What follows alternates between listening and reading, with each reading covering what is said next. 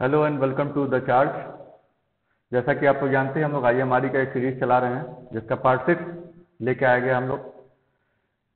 इसमें हम लोग देखेंगे कि सब स्टेशन के बारे में, उनका इंस्टॉलेशन कैसे करते हैं, ट्रांसमिशन लाइन का इंस्टॉलेशन कैसे करते हैं, डिस्ट्रीब्यूशन लाइन का इंस्टॉलेशन कैसे करते हैं, क्या प्रोसीजर है, क्या प्रोसेस है, कौन कौन सी चीज़ें किस प्रकार कितनी दूरी पर कैसे लगाई जाती हैं। ठीक है, तो ये जो भी सीरीज हम लोग चला रहे हैं, ऐसा नहीं कि ये सिर्फ इलेक्ट्रिकल थर्ड ईयर के लिए है, डिप्लोमा के लिए है, ये किसी भी स्टूडेंट के लिए है जो भी इलेक्ट्रिकल का स्टूडेंट है। ठीक है, चाहे वो डिप्लोमा कर रहा हो चाहे बीटेक कर रहा हो, इवन जो प्रैक्टिस कर रहे हैं जो इंजीनियर, उनके लिए भी ये सारे वीडियो हेल्पफुल होंगे। जो प्रिपरेशन कर रहे हैं जेई का, उनके लिए भी होंगे।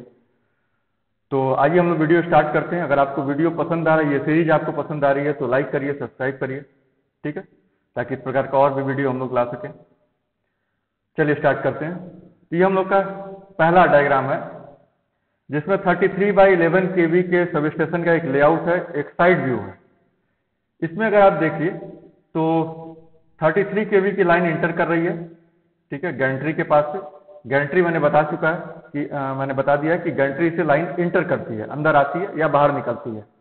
गैंट्री एक तरह का गेट है। ठीक है, यहां से लाइन इंटर कर रही है, सपोज करिए 33 kV की लाइन है। ठीक है, ये लगा हुआ है हम लोग का LA मतलब लाइटनिंग अरेस्टर। ठीक है, ये भी लाइटनिंग अरेस्टर है। ऊपर हम लोग का यहाँ लाइटनिंग अरेस्टर होना चाहिए, लाइटनिंग अरेस्टर यहाँ पे लगा हुआ है। ठीक है, अब हाइट अगर आप पूछा जाए, क्वेश्चन में पूछा जाता है कि हाइट क्या होती है गैंट्री की, कितनी दूरी पे लगा होता है आइसोलेटर, कितनी दूरी पे लगा होता है सर्किट ब्रेकर, ये इसमें दूरी पूरी डिटेल आपको दिया गया है। 8 मीटर की, लगभग 8.5 मीटर ऊंची होती है आपकी गैंट्री की हाइट होती है। ठीक है, ये मिनिमम है। ये जितनी भी हाइट या डिस्टेंस दिया हुआ है ये सब मिनिमम है। मिनिमम इतना होना चाहिए, इससे अधिक ही रखते हैं प्रैक्टिकली। उसके बाद लगा हुआ सीटी, फिर वैक्यूम सर्किट ब्रेकर, आइसोलेटर, उसके बाद ये हम लोग का लगा हुआ है यहाँ पे बस बार है। ठीक है, ये हम लोग का बस बार है।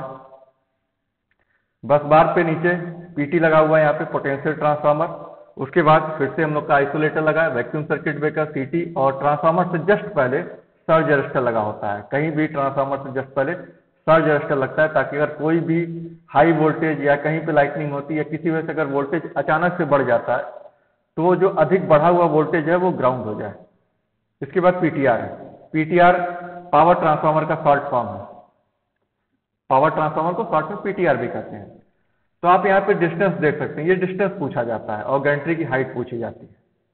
ठीक है, यहाँ पे आप डायग्राम को आराम से वीडियो को पॉज करके आप देख सकते हैं। बस बार के दोनों तरफ आइसोलेटर, वैक्यूम सर्किट ब्रेकर और सीटी लगा है, और इस साइड भी लगा हुआ है, लेफ्ट और राइट दोनों साइड। तो चलिए इस पे क्वेश्चन स्टार्ट करते हैं। पहला क्वेश्चन है, what is the minimum height of Gentry of 33/11 kV sub station. कितनी होती है मिनिमम हाइट, कितनी होती है? अब यहाँ पे देखिए, यहाँ पे कहीं भी, यहाँ पे मिनिमम हाइट कितनी दिखाया गया, 8.5 मीटर। ऑप्शन में देखिए कहीं 8.5 मीटर नहीं है, 7 मीटर है और 9 मीटर है। तो जब मिनिमम हाइट ही 8.5 मीटर है, 8.5 मीटर है, तो 7 मीटर तो हो ही नहीं सकता है, उससे अधिक ही रखेंगे, तो 9 मीटर। ठीक है, तो कोई जरूरी नहीं कि एग्जैक्ट जो पढ़ा गया है वही क्वेश्चन में आए। डेटा उससे अप डाउन भी हो सकता है। ठीक है, तो जो उसके सबसे पास होता है उसी को सही माना जाता है। मोस्ट अप्रोप्रिएट डेटा को ही आंसर माना जाता है MCQ टाइप क्वेश्चन एग्जामिनेशन में। आगे बढ़ते हैं। इन 33/11 kV sub station, what is the minimum distance between surge arrester and PTR। Surge arrester और पावर ट्रांसफार्मर के बीच में मिनिमम डिस्टेंस कितनी होनी चाहिए? तो मिनिमम डिस्टेंस होनी चाहिए हम लोग की 3.5 मीटर। डायग्राम में देखिएगा। आगे बढ़ते हैं। According to latest practice, land required for 132 kV substation, 132 kV का सब स्टेशन आपको बनाना है, मिनिमम कितना एरिया रिक्वायर्ड होगा, जमीन का कितना एरिया मिनिमम रिक्वायर्ड होगा? ठीक है, तो 10 एकड़। यहाँ पे आप देखिए बगल में आपको डेटा दिया गया है। 132 kV सब स्टेशन के लिए 10 एकड़, 220 kV सब स्टेशन के लिए 25 और 400 kV सब स्टेशन के लिए 50 एकड़ एरिया चाहिए। आगे बढ़ते हैं। According to latest practice, 400 kV substation के लिए कितना एरिया चाहिए? 400 के लिए 50 एकड़। ठीक है, next. What should be the minimum clearance for laying power cables near communication line. Cable के बारे में हम लोग डिटेल में पढ़ेंगे, लेकिन यह क्वेश्चन आ गया तो देख लेते हैं। जमीन के नीचे अगर कहीं पावर केबल बिछाया जा रहा है, ठीक है, और बगल में कहीं पे अगर कोई टेलीफोन लाइन या कोई और केबल, कम्युनिकेशन केबल जा रहा है, तो मिनिमम डिस्टेंस कितनी होनी चाहिए, ये इसमें पूछा जा रहा है। मिनिमम डिस्टेंस कितनी होनी चाहिए, तो मिनिमम होनी चाहिए 0.6 मीटर हॉरिजेंटल एंड वर्टिकल, मतलब ऊपर दाएं बाएं कहीं भी 0.6 मीटर के बाद ही कम्युनिकेशन लाइन होनी चाहिए, नहीं तो इंटरफेरेंस होने लगेगा, ठीक है, कम्युनिकेशन लाइन डिस्टर्ब होगी इसकी वजह से। नेक्स्ट आगे बढ़ते हैं। Has a maximum life tenure. Life tenure किसका सबसे अधिक होता है, मतलब लाइफ टेन्योर का मतलब है कि कितने अधिक समय तक, कितने अधिक साल तक कौन सा पोल चल सकता है, किसकी लाइफ कितनी होती है। वुडन पोल की लाइफ तो सबसे कम होगी, जाहिर सी बात है।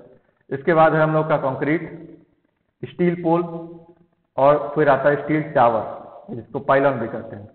स्टील टावर बहुत अधिक के लिए होता है क्योंकि हाई वोल्टेज के लिए लगाते हैं, इसलिए इसकी लाइफ सबसे अधिक होती है, तो सही आंसर होगा स्टील टावर। यहाँ आप डिटेल में देख सकते हैं, सारा डेटा यहाँ दिया गया है। जैसे वुडन पोल किसका बना होता है, साल और चीड़ का बना होता है, कितने केवी के लिए मैक्सिमम यूज करते हैं, 80 केवी के लिए। स्पैन कितना होता है, मतलब एक पोल से दूसरे पोल के बीच की दूरी कितनी होती है, तो 50 से 80 मीटर। इसी तरह से आरसीसी के लिए है, किसका बना होता है, रीइंफोर्स्ड। आरसीसी का फुल फॉर्म होता है रीइंफोर्स्ड कंक्रीट पोल। रीइंफोर्स्ड का मतलब होता है जिसमें छड़ पड़ा हो, और एक होता है पीसीसी, प्लेन कंक्रीट स्ट्रक्चर, जिसमें हम लोग का छड़ नहीं पड़ा होता है, ठीक है, रिवार नहीं पड़ा होता। इसके बाद आता है गैल्वेनाइज्ड स्टील, और फिर आता है हम लोग का टावर, ठीक है, गैल्वेनाइज्ड पोल और फिर स्टील टावर। तो यहाँ पे आप वीडियो को पॉज करके आराम से देख सकते हैं डेटा को। विच of the following points must be kept in view while designing और लेआउट ऑफ सबस्टेशन। एक सबस्टेशन के लेआउट बनाने के लिए किन किन बातों का ध्यान रखना चाहिए, तो it should be located at proper site. सबसे पहले तो प्रॉपर जगह पे वो होना चाहिए, जो सबस्टेशन जहां हम लोग बना रहे हैं वो प्रॉपर जगह होनी चाहिए। प्रॉपर जगह मतलब वहां की जमीन वगैरह सब कुछ सही होना चाहिए। इजीली ऑपरेट करना चाहिए, ऐसा ना हो कि इतनी दूर हो जाए कि वहां पहुंचना ही मुश्किल हो जाए। It should be involve minimum initial cost, कम खर्चे की जरूरत हो वहां पे। ऐसा ना हो कि बहुत बड़ा गड्ढा हो, पहले उसको भरा जाए उसके बाद वहां सब स्टेशन बनाया जाए, तो इनिशियल कॉस्ट कम हो जाए। इसके बाद है it should provide safe and reliable arrangement. किसी ऐसी जगह ना हो जैसे नक्सलाइट एरिया, या कोई ऐसी जगह ना हो जहां बाढ़ आता हो, या कुछ ऐसा जगह जहां पे सेफ हो, नेचुरल डिजास्टर से भी और मैनुअल भी, वो सेफ हो और रिलायबल हो। रिलायबल मतलब भरोसेमंद हो। तो ये सभी चीजें का ध्यान रखा जाता है जब किसी सब स्टेशन का डिजाइनिंग की जाती है। तो आगे बढ़ते हैं। Normally height of fencing boundary of 33 by 11 kV substation, 33 by 11 kV substation के लिए बाउंड्री जो बनाई जाती है, जिसको फेंसिंग कहा जाता है, उसकी हाइट कितनी होनी चाहिए। तो जो भी नेचुरल ग्राउंड लेवल है, जैसे ये यहाँ गिट्टी पड़ी हुई नेचुरल ग्राउंड लेवल है, यहाँ से हाइट जोड़ी जाती है। अब यहाँ से हाइट कितनी हो सकती है, तो लगभग 2.5 मीटर के आसपास। अलग अलग तरह का वाल होता है, कहीं पे ब्रिक्स का होता है, कहीं पे सीमेंटेड होता है, कहीं पे इस तरह का सिर्फ बना होता है, कहीं ऊपर बारबर्ड वायर लगा होता है, कहीं नहीं भी लगा होता है। तो 2.5 मीटर लगभग हाइट होती है। आगे बढ़ते हैं। ये हम लोग का एक सब स्टेशन है, ठीक है, इसमें दिखाया गया, ये देखिए ये गंट्री है, ठीक है, जहां से ये एंटर कर रहा है या जहां से बाहर निकल रहा है, इसको कहते हैं गंट्री, ठीक है, जहां से पावर एंटर करता है सब स्टेशन में। इसके बाद है before starting civil work. Substation बनाना पड़ेगा तो पहले तो सिविल वर्क ही करना होगा, कंस्ट्रक्शन करना होगा।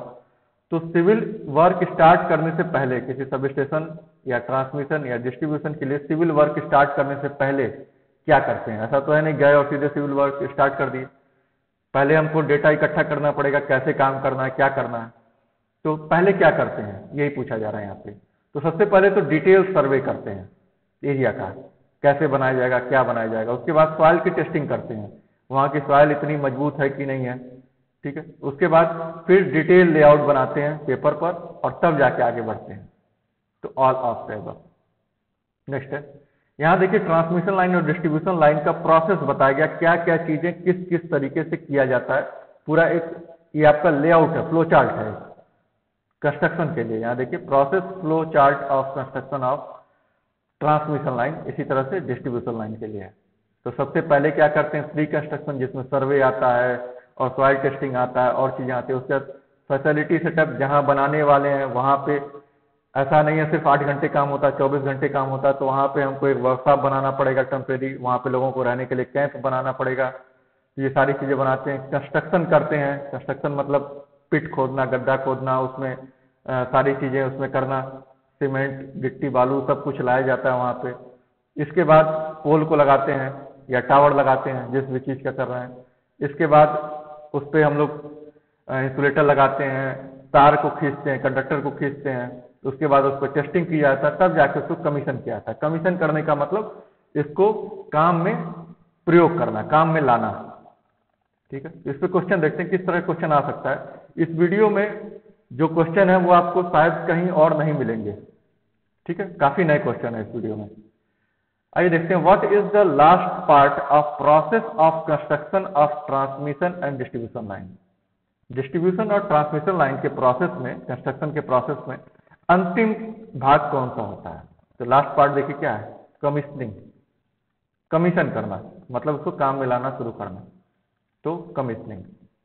नेक्स्ट आते हैं, यहां पर देखिए, यहां आपको दिखाया गया है डायग्राम में कि किस तरह से सबसे पहले यहां पे गड्ढा खोदा गया है। इसके बाद इसमें आरसीसी किया जा रहा है। ठीक है, यहाँ गड्ढा खोदा जा रहा है, यहाँ पे बना दिया गया है, उसके बाद आरसीसी किया जा रहा है। उसके बाद फिर वापस से आप देखिए तो गड्ढा जो खोदा गया था आरसीसी करने के बाद, उसके बाद उसको अगल बगल के एरिया को ढक दिया गया है मिट्टी से, जिसको कहते हैं बैक फिलिंग। इस पे क्वेश्चन देखते हैं। क्वेश्चन में ये कहा है कि मैच द फॉलोइंग, नीचे जो भी चीजें दी उनको मिलाइए। लिस्ट 1 है, लिस्ट 2 है।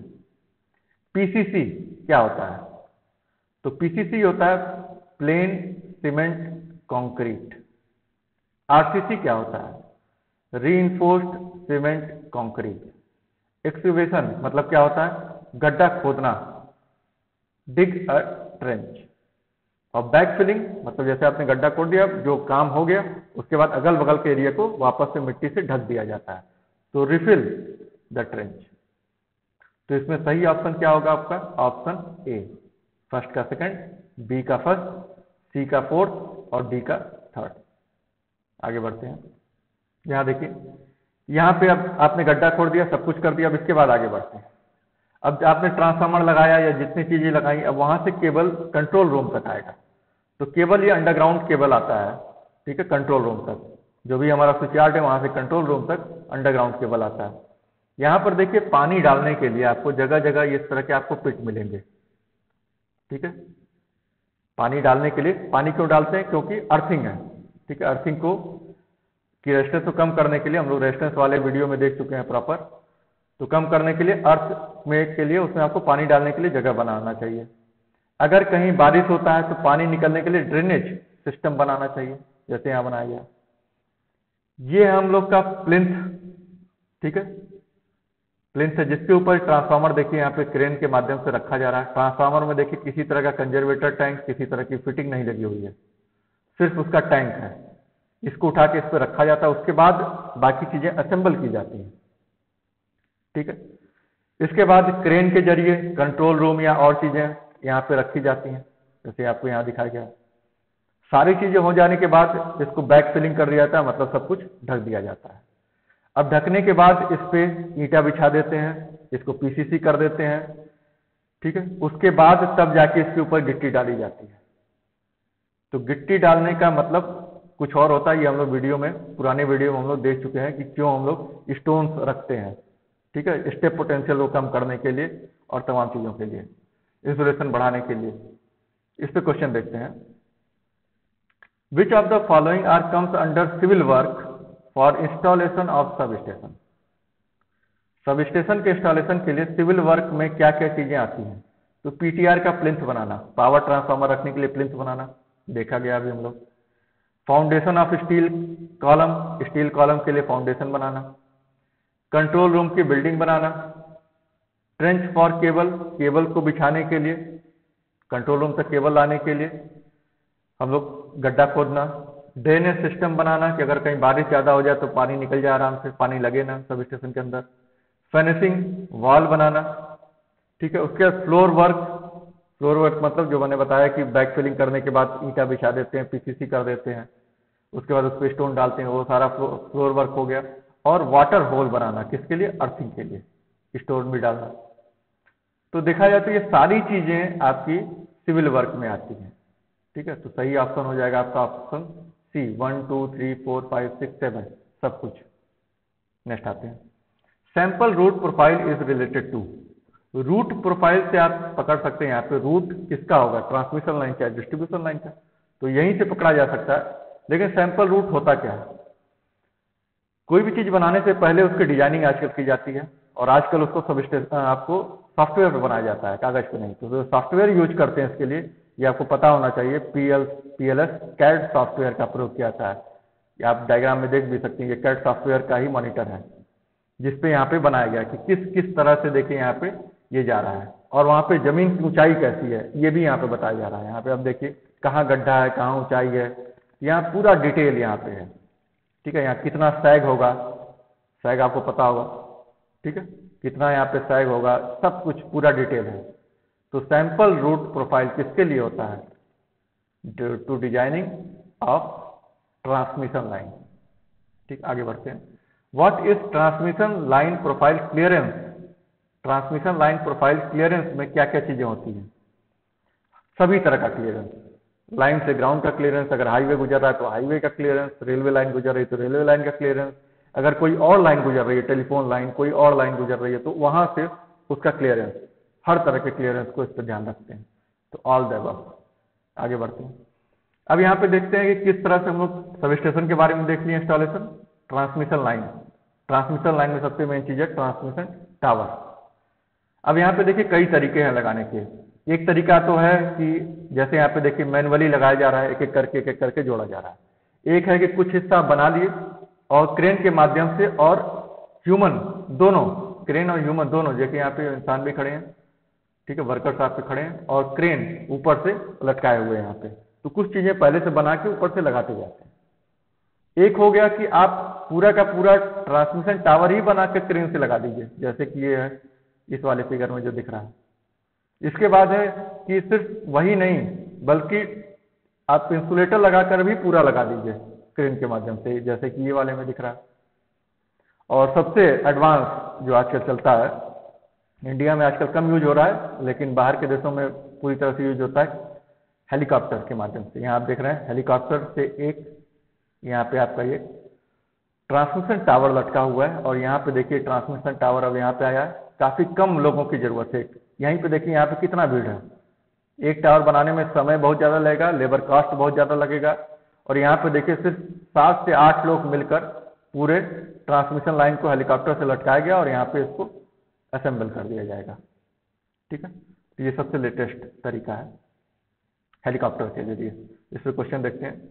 What are the method of tower erection? Erection का मतलब होता है किसी चीज को लगाना, खींचना, किसी चीज को लगाना। तो इंस्टॉलेशन करना। तो टावर इरेक्शन के लिए क्या क्या चीजें प्रयोग करते हैं, कौन कौन सा मेथड है? तो ये सारे मेथड है। बिल्डअप मेथड, पीसमील मेथड जिसको भी कहते हैं, section method, ground assembly method, assembly मतलब पहले से जोड़ के रखना ग्राउंड पे, हेलीकॉप्टर मेथड, तो ऑल ऑफ द एबव। ठीक है, सब। यहाँ भी आप देखिए हेलीकॉप्टर से लगाया जा रहा है, ठीक है, लटका के उससे। हैवी ड्यूटी हेलीकॉप्टर होते हैं ये। What are the method used to install overhead transmission conductor? Transmission conductor को लगाने के लिए किसका प्रयोग करते हैं? तो ट्रांसमिशन कंडक्टर के लिए देखिए यहाँ पे एक पुली लगाई गई है। ट्रांसमिशन टावर आपने लगा दिया, इंसुलेटर लटका दिया, उसके बाद इंसुलेटर से एक पुली को लटकाते हैं, एक व्हील या रील को लटकाते हैं, इसको कहते हैं रील।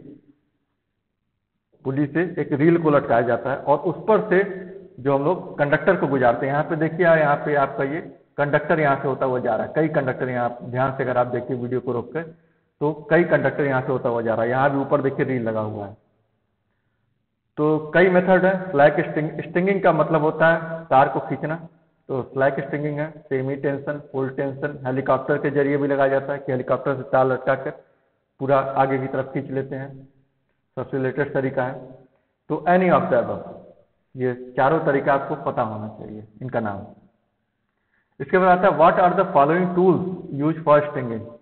कंडक्टर को लगाने के लिए किसका किसका प्रयोग करते हैं। यहाँ पे देखिए ये जो आपका लगाया गया, इस तरह से कई केबल ड्रम लगे होते हैं, ठीक है। और जैसे आप पतंग उड़ाते हैं तो पतंग में आप रील लगाते हैं, रील के ऊपर धागा जो भी हम लोग का थ्रेड होता है वो लपेटा गया होता है, बिल्कुल उसी तरह से यहाँ पर है। तो यहाँ पे हाथ नहीं बल्कि एक मशीन का प्रयोग करते हैं जिसको कहते हैं विंच मशीन, ये है, ठीक है, इस डायग्राम में जिसपे ये रील को, इस पे ड्रम को लगाया गया है। यहाँ पर देखिए जगह जगह, यहाँ जैसे मैंने बताया कि पहले इंसुलेटर को लटकाकर फिर पुली लटकाते हैं और पुली के बाद रील। यहाँ देखिए एक व्यक्ति इस पे खड़ा है, एक वर्कर इस पे खड़ा है और इस पुली से अंदर से इस कंडक्टर को गुजार रहा है और दूसरी तरफ से इस कंडक्टर को खींच लिया जाएगा, जैसे यहाँ पे है इस डायग्राम में, ठीक है। ये हम लोग का पायलट वायर रील, ठीक है, और पुली यहाँ पे आपको यहाँ पे लगाई गई है। तो ऑल द अबव, सभी का प्रयोग करते हैं, ठीक है। For class C tower angle of deviation is in the range of, देखिए टावर का क्लास होता है, किस आधार पे क्लास बना हुआ है कि एंगल ऑफ डिविएशन क्या है। एंगल ऑफ डिविएशन क्या चीज है, जो ऊपर अर्थ कंडक्टर जा रहा है, ये आप लोग को पता है कि ये लाइटनिंग से बचाता है। कैसे बचाएगा, ये खास एंगल तक प्रोटेक्शन देता है, मतलब जरूरी नहीं कि उसके ऊपर ही बिजली गिरे, अगर उसके दाएं बाएं कुछ दूरी तक भी बिजली गिरती है तो भी इससे प्रोटेक्ट करता है। तो कितने एंगल तक प्रोटेक्ट करेगा उसे कहते हैं एंगल ऑफ डेविएशन। अब यहां पर देखिए, यहां पर जैसे ये एंगल ये है, ये जो एंगल जो बीच में बन रहा है, ये जैसे सपोज करिए 30 डिग्री अगर ये है हमारा एंगल ऑफ डेविएशन। तो उसके आधार पे टावर के क्लास डिसाइड है, जैसे ये क्लास ए टावर है, ये क्लास बी टावर है, ये क्लास सी टावर है, ये क्लास डी टावर है। क्लास ए टावर सिर्फ 2 डिग्री के लिए बस होता है, क्लास बी 0 से 15 डिग्री और क्लास सी 15 से 30 और क्लास डी 30 से 60, मतलब जितना डिग्री बढ़ेगा उतना आपका क्रॉस आर्म बढ़ रहा है। तो यहाँ पे भी आप आराम से देख सकते हैं। तो यहाँ पूछा गया क्लास सी के लिए कितना होना चाहिए एंगल ऑफ डेविएशन, तो ऑप्शन सी हम लोग का सही होगा 15 to 30 डिग्री, ठीक है, 15 to 30 डिग्री। आगे बढ़ते हैं। सिलेक्शन और and location of site for a substation. Substation के लिए जो साइट का लोकेशन का जो चुनाव करते हैं वो किस आधार पे करते हैं। एक आधार तो हम लोग देखें, अभी इसके पहले क्वेश्चन में एक बार को देखा गया था हम लोग। एक और आधार है कि वहां पे लैंड कितनी आसानी से अवेलेबल है। कहीं की जमीन बहुत महंगी होती, कहीं उसके थोड़ी दूर पे कहीं सस्ती हो जाती है, तो हमको पैसा भी देखना है, तो ऐसी जगह चुनाव किया जाएगा जहाँ पे सस्ती जमीन हो।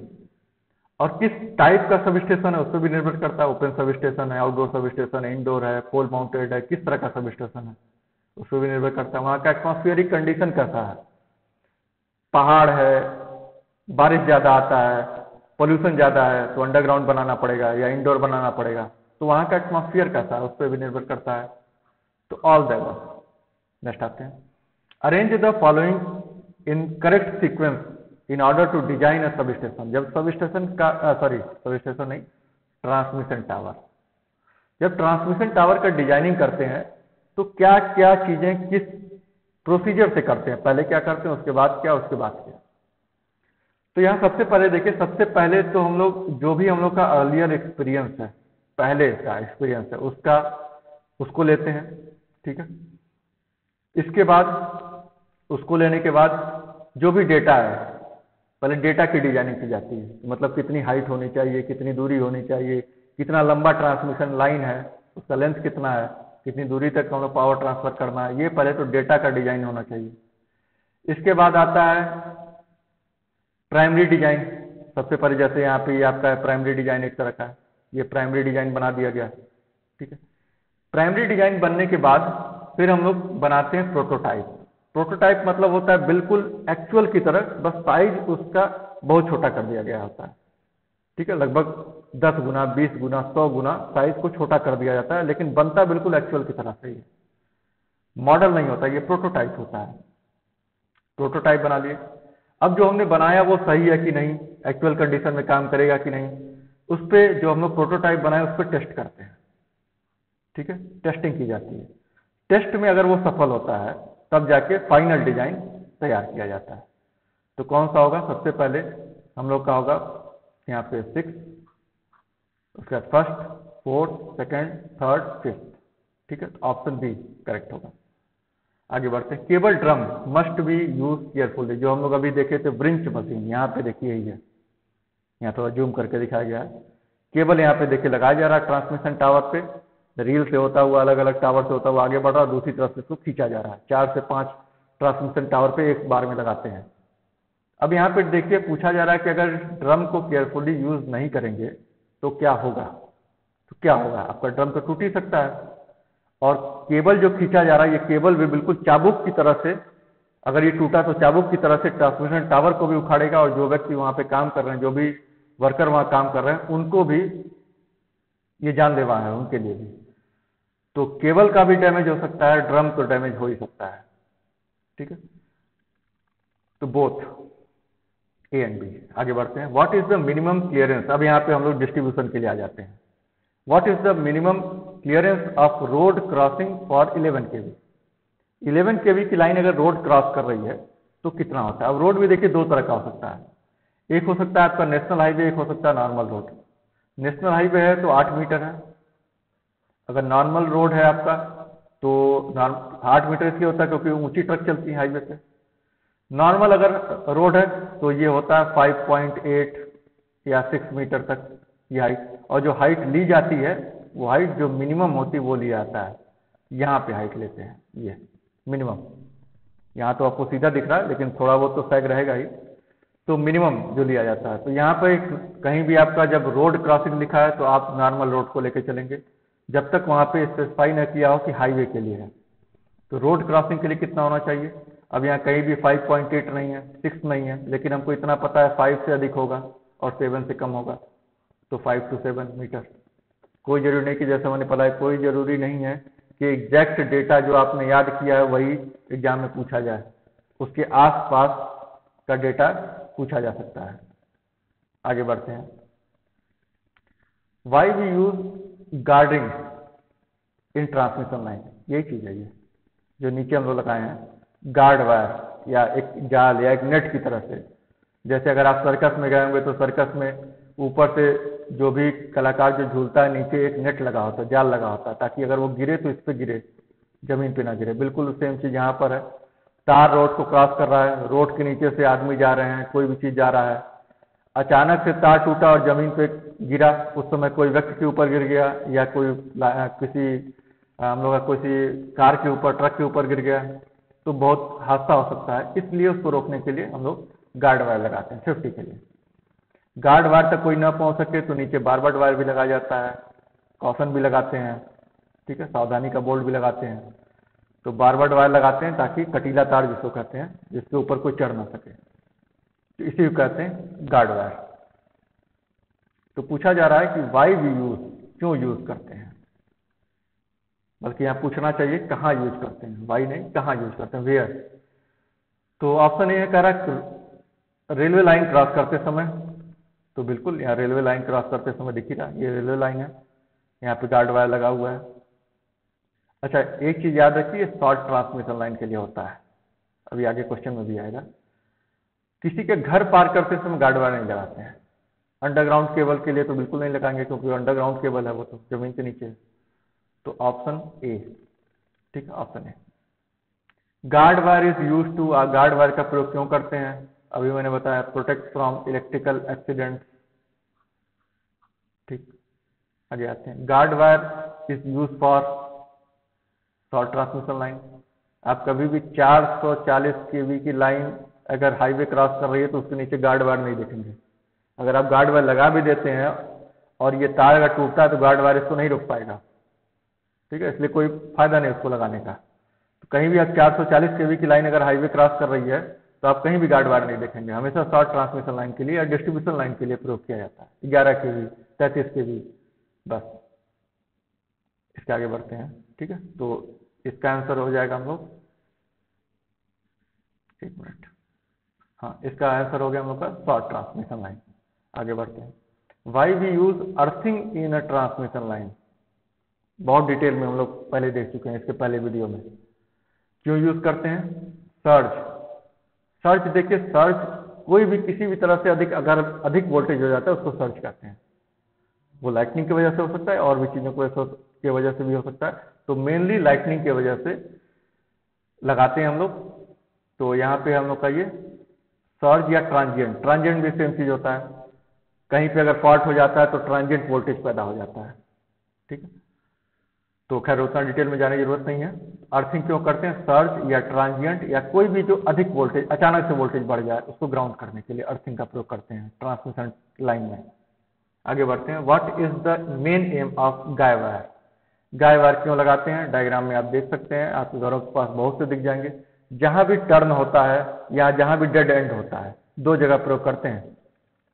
ये क्वेश्चन पूछा जा सकता है, टर्न पर और डेड एंड पर। डेड एंड का मतलब जहां पे आपका तार आके, जिस पोल पे तार आके खत्म होता है वहां पे।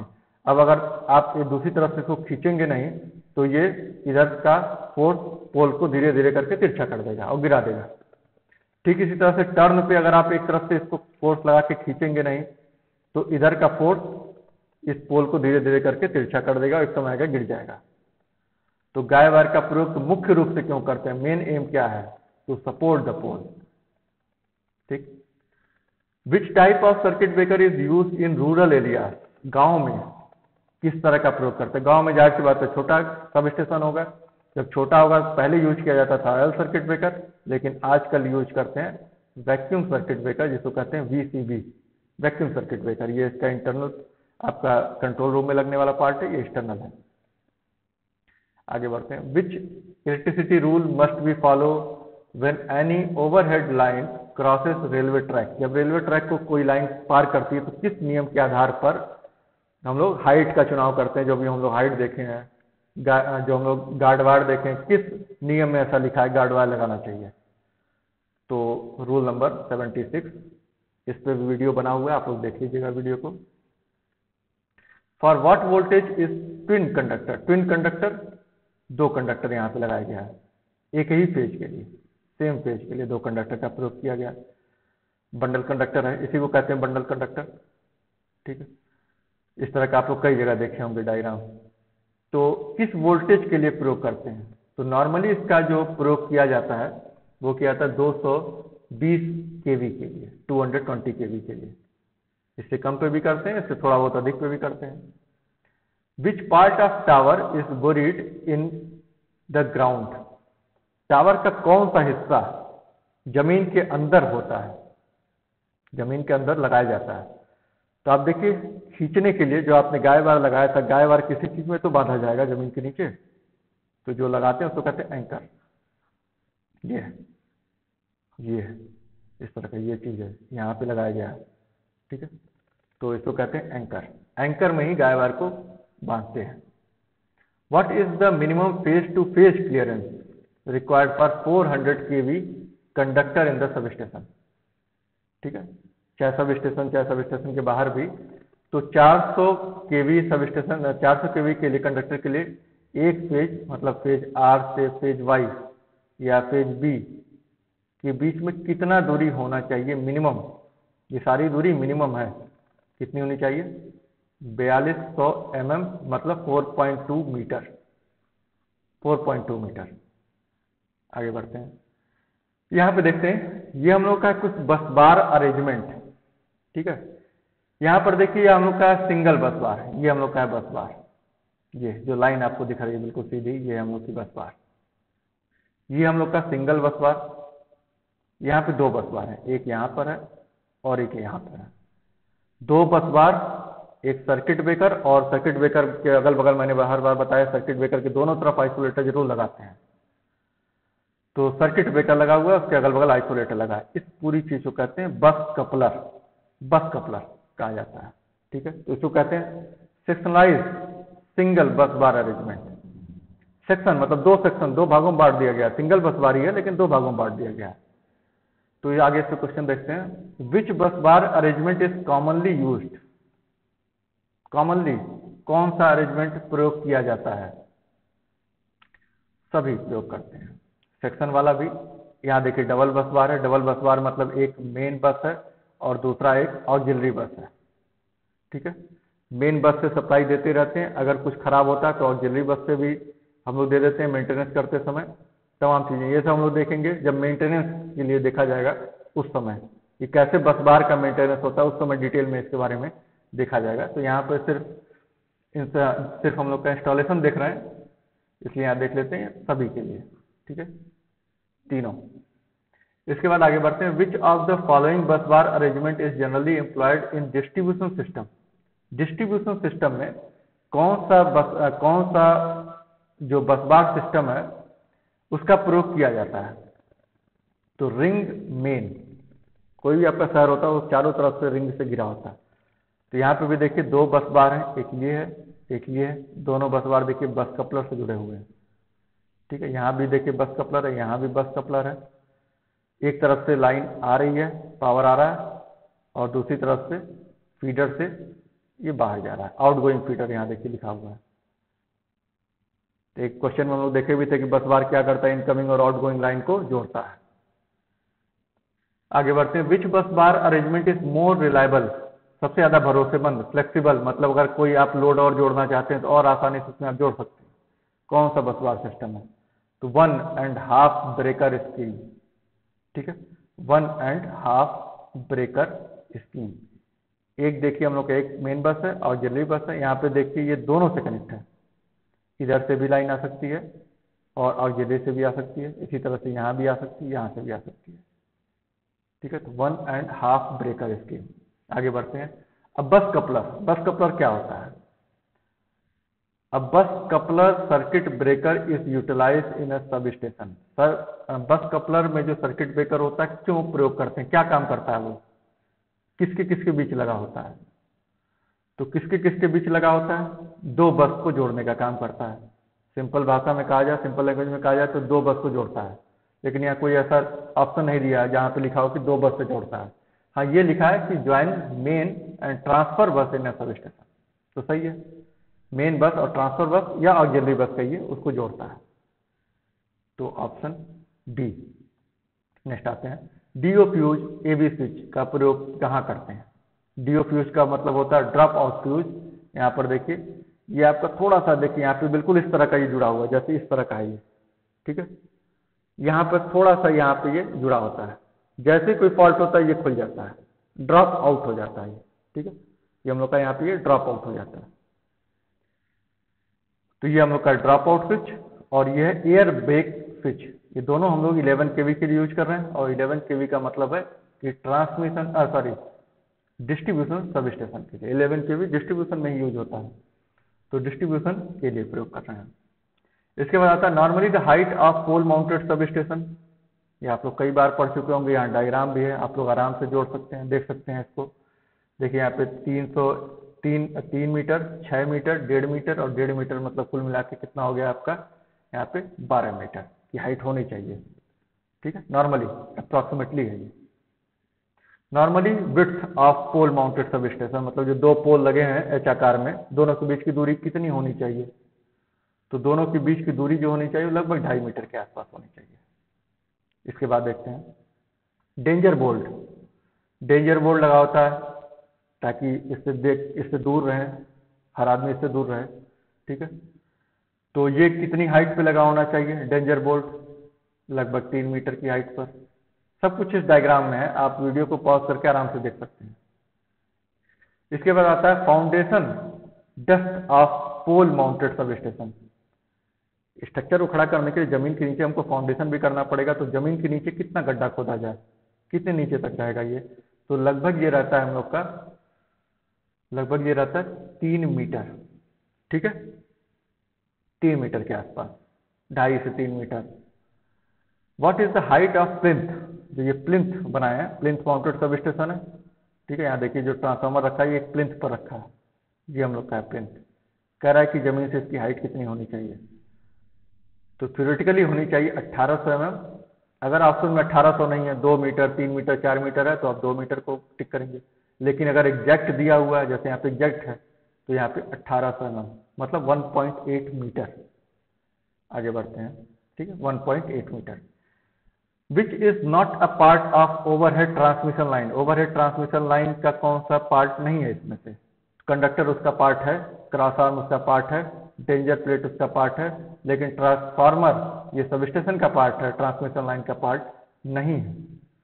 तो आंसर में क्या, क्वेश्चन में क्या पूछा है? क्वेश्चन इस तरह के क्वेश्चन पे जरूर ध्यान दीजिए, यहाँ पे लिखा हुआ नॉट, कौन सा कंपोनेंट नहीं है पूछा है, तो ट्रांसफार्मर कंपोनेंट नहीं है। तो सही आंसर जो होगा वो होगा ट्रांसफार्मर। आगे बढ़ते हैं।